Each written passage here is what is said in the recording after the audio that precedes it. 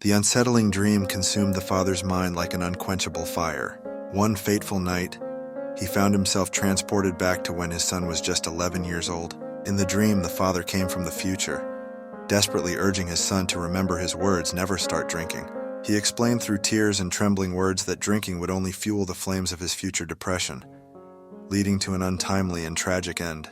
The boy listened intently, promising he would heed this warning and avoid the path that would lead to his destruction.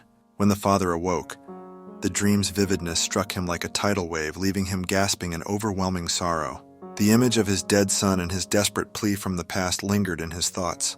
The crushing grief and sense of loss resurfaced, gripping his heart with a raw intensity that felt as fresh as the day his son died.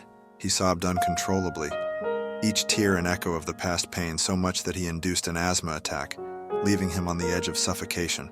The dream's memory lingered like a stormy cloud over his mind for days, reawakening the torments of his unimaginable loss.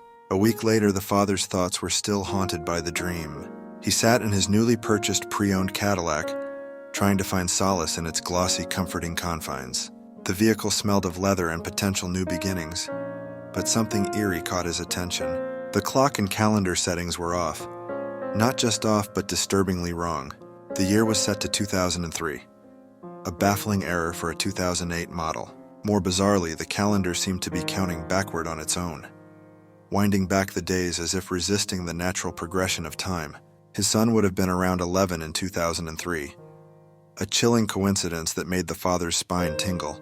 The more he stared at the backward-counting calendar, the more surreal it seemed, as if the car was a hidden time machine that had actually delivered him to that fateful moment in his dream.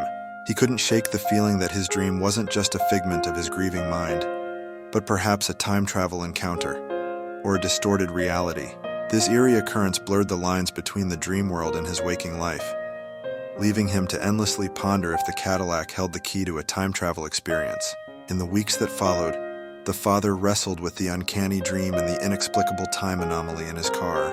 The dream, laden with grief and a poignant warning, became an eternal haunting presence in his mind. He couldn't escape the possibility that in some mystical way, he had indeed reached out to his young son, trying to alter a future drenched in sorrow. Whether it was merely his mind's desperate attempt to mend the unfillable void left by his son's death, or a glimpse into an actual alternate reality, the dream and the Cadillac's peculiar phenomena fused together, forever shadowing his grief and adding layers of mystery and despair to his harrowing experience.